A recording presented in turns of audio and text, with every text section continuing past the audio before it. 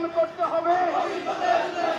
অবিলম্বে জুলাই সনদ, জুলাই চার্টার এই সনদ স্বাক্ষরিত হয়েছে কয়েকদিন আগে, কিন্তু এই স্বাক্ষরটা একেবারে কোনো মূল্যহীন অর্থহীন হয়ে যাবে যদি এর আইনগত কোনো ভিত্তি না থাকে। যদি আইনগত ভিত্তি না দেওয়া হয় তাহলে আগামী দিনে যে কোনো সরকার এইটাকে ছুঁড়ে ফেল দেবে। এটা কি, না কাগজ, এর কোনো দামে নাই, ভ্যালু নাই। আমরা কি সেটা চাবো?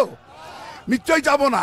আমরা চাবো যে মৌলিক নীতিমালার ভিত্তিতে সমস্ত দল একমত হয়েছে তার সুন্দর ভবিষ্যৎ নির্মাণের জন্য সেই কাজগুলো যেন ভিত্তি পায়, ঠিক কিনা বলেন? সেজন্যই জামাত আগামী নভেম্বরে অর্থাৎ ফেব্রুয়ারিতে নির্বাচন হবে, তার আগেই গণভোটের মাধ্যমে এই যে বিভিন্ন দলের স্বাক্ষরিত জুলাই তার আইনি ভিত্তি দেওয়ার ব্যবস্থা করতে হবে।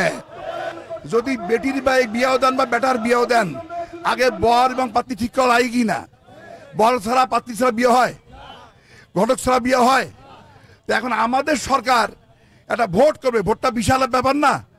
বিশেষ করে দীর্ঘ 16 বছর পর মানুষ আজকে একটা সামনের নির্বাচনে সুন্দরভাবে অংশগ্রহণ করে সুষ্ঠু পরিবেশে নিজের ভোট দিতে চায়, ঠিক কিনা বলেন? সেই কাজটা যদি সুন্দর করতে হয়, সুষ্ঠু করতে হয়, তার পূর্ব প্রস্তুতি দরকার আছে কিনা। আমরা সেজন্যই জামাত ইসলামী মনে করে এই আসন্ন নির্বাচনকে যদি সুষ্ঠু সুন্দর করতে হয় তার আগে আমাদের কিছু করণীয় আছে। সেই করণীয়ের 1 নম্বর হলো, আমরা দীর্ঘ আন্দোলনের মাধ্যমে, অনেক আত্মদানের মাধ্যমে, অনেক ত্যাগ কোরবানির মাধ্যমে, অনেক জুলুম নির্যাতন সহ্য করার মাধ্যমে গত বছর স্বৈরাচারী শেখ হাসিনাকে অভ্যুত্থানের মাধ্যমে বিদায় দিয়েছি।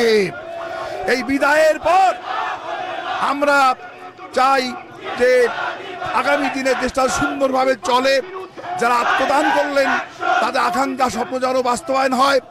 আগামী দিনে এই দেশে যেন কোনো নতুন স্বৈরাচার তৈরি না হয়, সেই লক্ষ্যে সমস্ত দলের মৌলিক কিছু বিষয়ে একমত হতে হবে, ঠিক কিনা বলেন? সেইটাই নাম হলো জুলাই সনদ। এই পিআরকে অর্থের হিসেবে এই সরকার সমর্থন করেছে, কিন্তু এটা তারা জানে না পিআরকে পূর্ণাঙ্গ রূপ দিতে হলে কোন ভোটের প্রয়োজন আছে। জামাত সহ কোন গণতন্ত্র মানা সকলেই দলগুলো বলছে আগামী নভেম্বর মাসের মধ্যে গণভোট দিতে হবে।